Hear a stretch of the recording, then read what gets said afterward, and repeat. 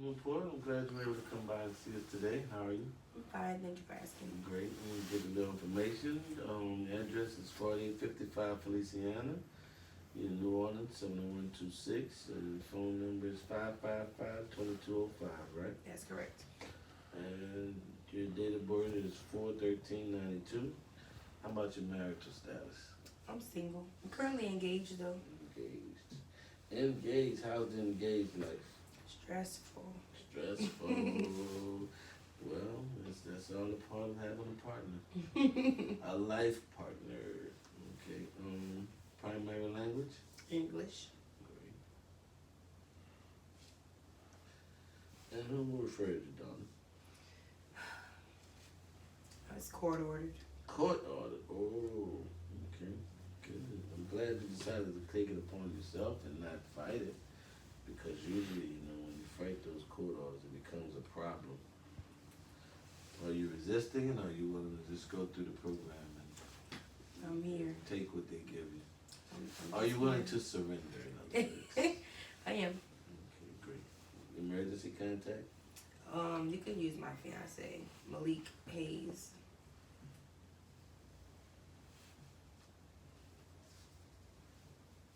And his phone number? His number is the same as mine, except the last two is Okay. 02. Gotcha. Okay, family relationships. Does the client have any children? Yes. Yes. Oh, Stephanie, huh? It's a pleasure to meet you, little Stephanie. Age 6, 7. 7. Date of birth.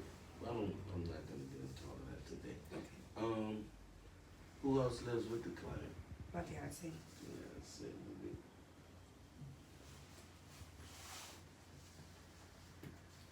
And the primary language of the family is English. Mhm. Everyone speaks English. Okay. Family history. Anyone have alcohol and substance abuse? No. Well, just me. And that's why I'm here. Right, okay. And completed suicide. Anyone kill themselves, or anyone has mental illnesses? No. How about depression or schizophrenia? Yes, I feel like I suffer from a little depression dealing with my mother, which in turn is the reason why I drink Oh, so how often do you drink? every day. Every day? And how much per day? It varies. It varies. It just kind of depends on where I'm at. If How I'm, you feeling? yeah, if I'm extra stressed out, it's excessive. How does Malik feel about you drinking? He doesn't like it. That's another reason why I'm here. He talked me into coming, even though it's court ordered. So, let me get this straight.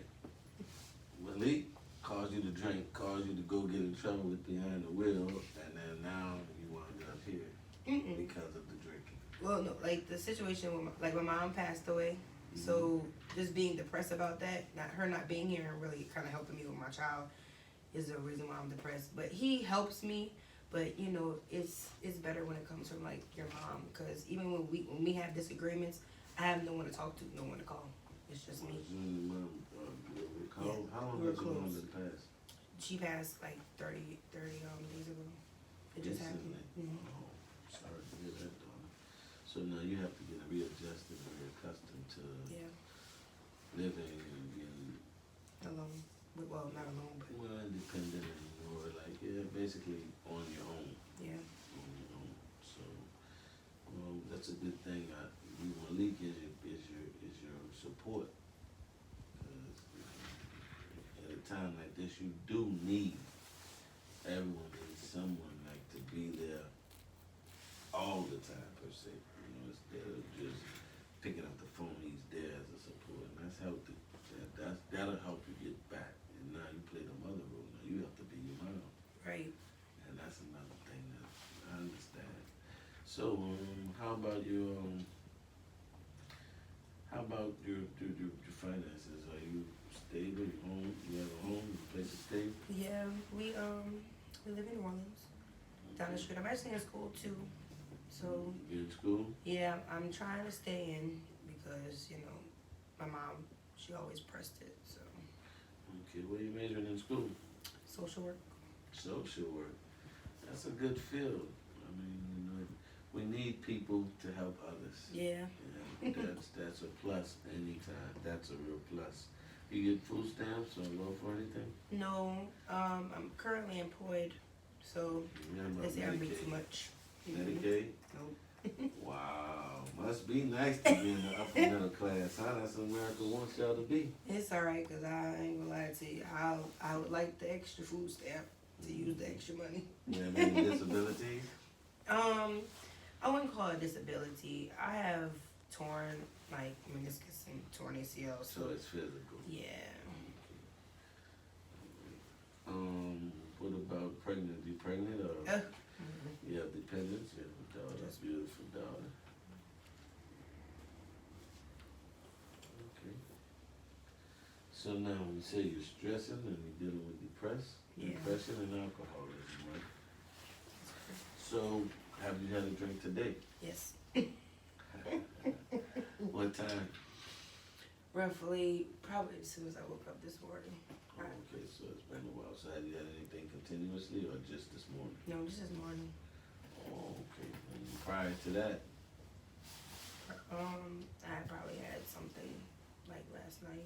so you need a wake up. That was the wake up you had this It morning. was almost like coffee. Wow. So what happens when you don't have your usual coffee? I flash out on my fiance. So how does that work out? But I feel like drinking, it just calms me down. So if I'm not drinking, I'm just flashing out for no apparent reason. So how does He that hates work it. out for you when you flash out? It doesn't work out. Okay. Sometimes I drive drunk. So how long has this been going on? Just my mom. The last 30 days? Oh, so I'm glad you finally came down rather than wait till later in the compounds. I didn't really have a Because choice. it gets worse. Yeah, it doesn't get easier and the matter gets worse. I've seen people that within 30 days it turns into 60 days and then they want to stop because it's taking them further than they want to go. You know, and then they have to spend more than they want to spend and they don't get back, you know, and then it's just too late. Like the gentleman, just had a gentleman on television that just gave this guy 90 years, I think. He gave him 90 years or more. The guy who did the accident on Esplanade, the parade. He jumped the Nutri-Grain DWI. He was a police officer's son. Oh, wow. And he killed 2 people. And that was last year. Last Endymion parade. It was over here by City Park. I wonder why I didn't hear about that. And they just gave him 90 years about 2 weeks ago. And soon as he wrecked the car into all these people, he drugged people's bodies for 4 and 5 blocks. They caught him, he jumped out the car and tried to run. And then when they put him in the police car, he said, "My life is over." He said, I have an alcohol problem.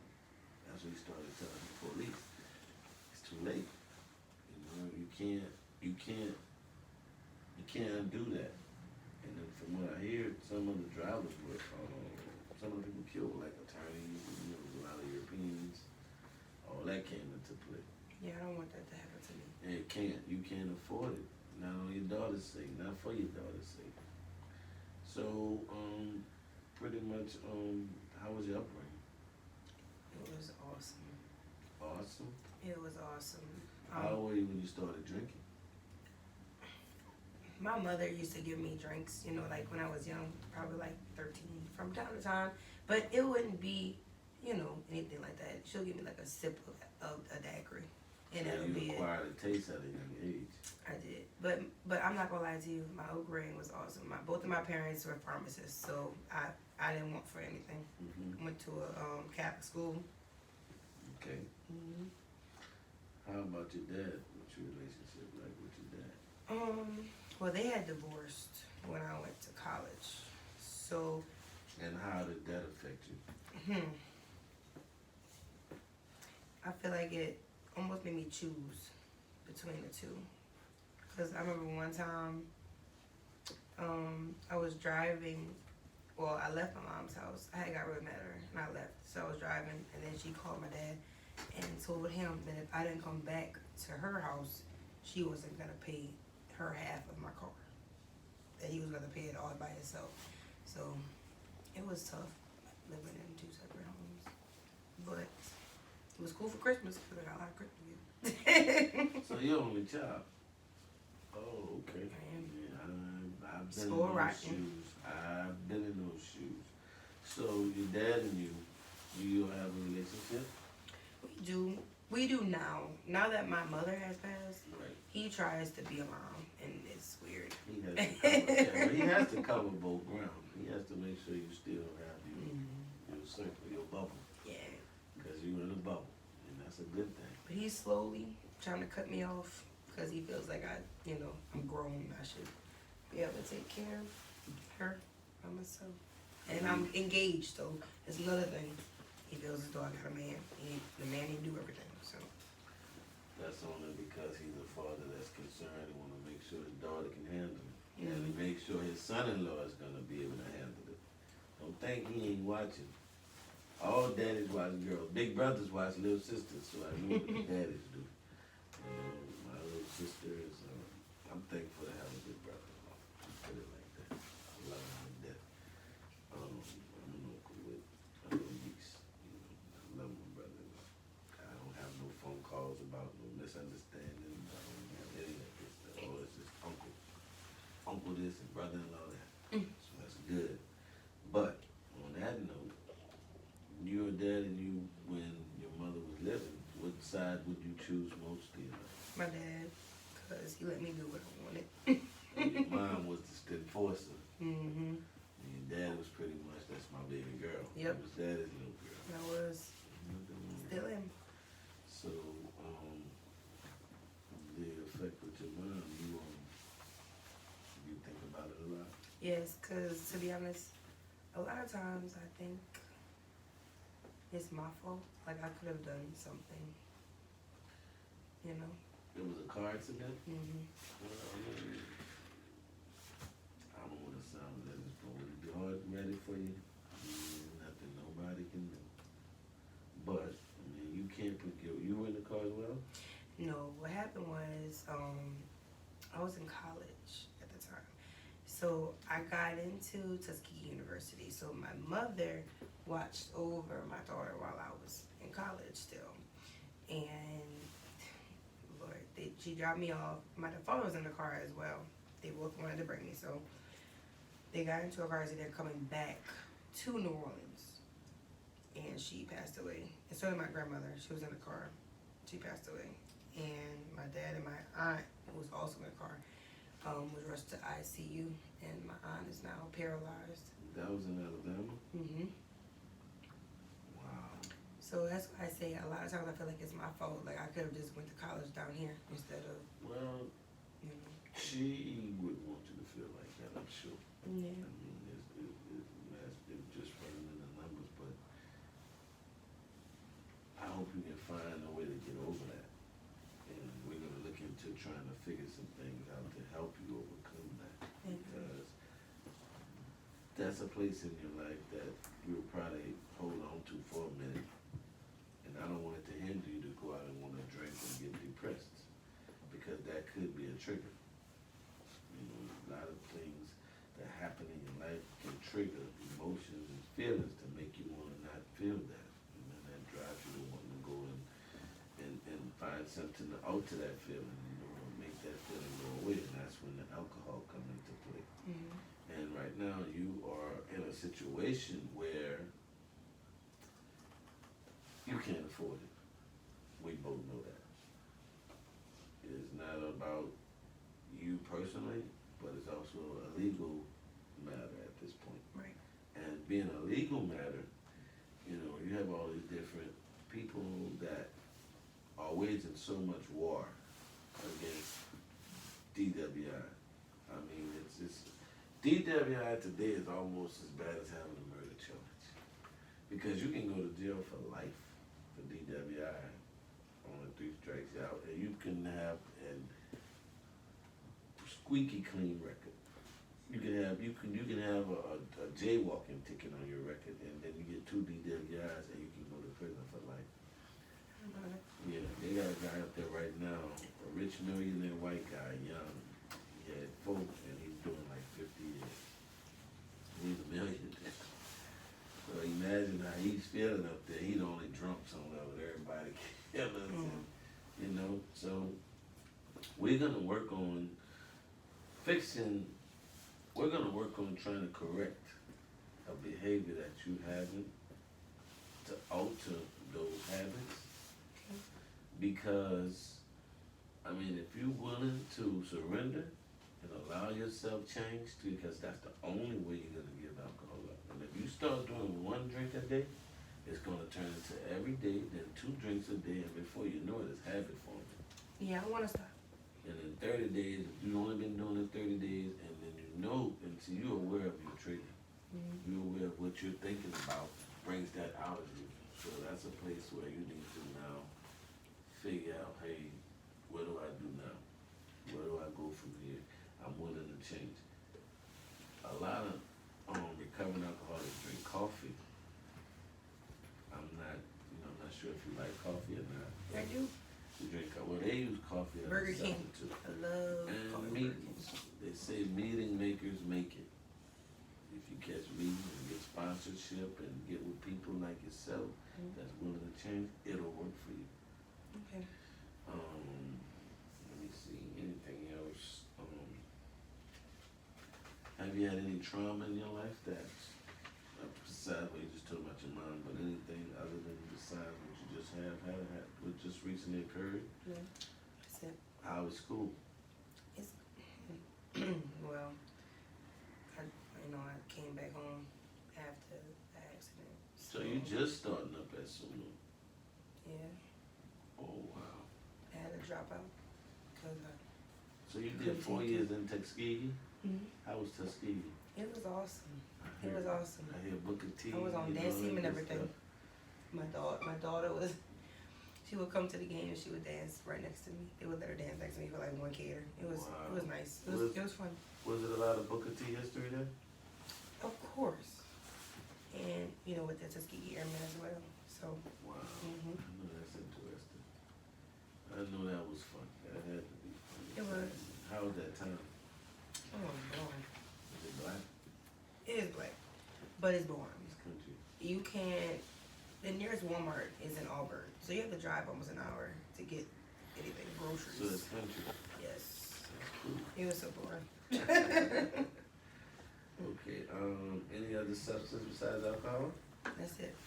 That's it. Okay, your consequences. I know are legal. Do you ever have any hangovers, blackouts, shakes? No. No. So you pretty much are a beginner, but you're working your way to the right as far as overindulging. Yeah, because I've never drank like this before. Never. Okay, but just the mere fact that you can acquire a taste for it Yeah. is problematic.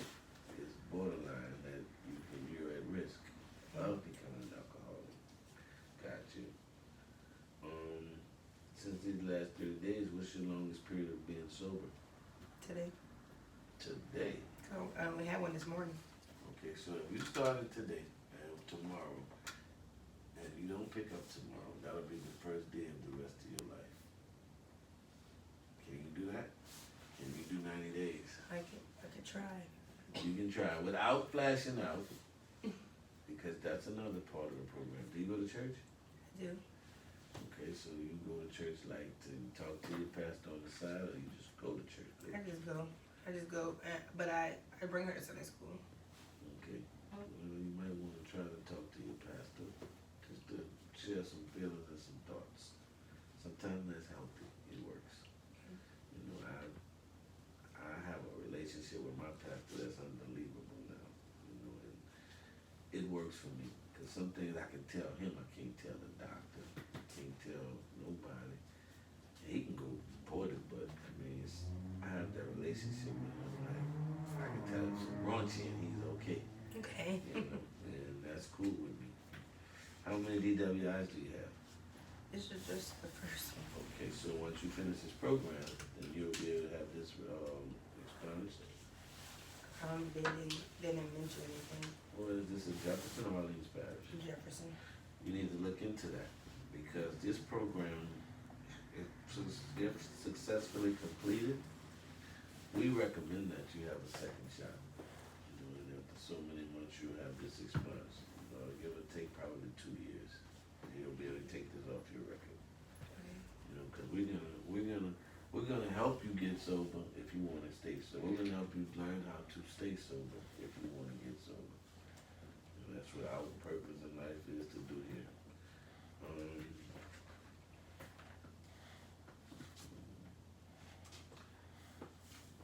Okay, so I see that you were active at school.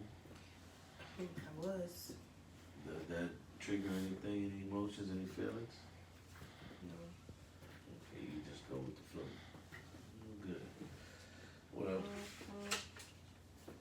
I'm gonna go over this information and I'm gonna come up with a plan. And when you return next week, we'll sit down and go over it and we'll look at it and see what criteria that you have to meet in order to make this thing successful. So you can get back on with your life and live a sober and healthy lifestyle. Thank you, Ms. Rufus. You're welcome. It was very nice to meet you. It's a pleasure. Keep coming back. It works if you work it. It works if you don't work it. It just don't work for you. I'll be here. That's what they tell me. Meeting makers make it. I'll be here. That's it, boss.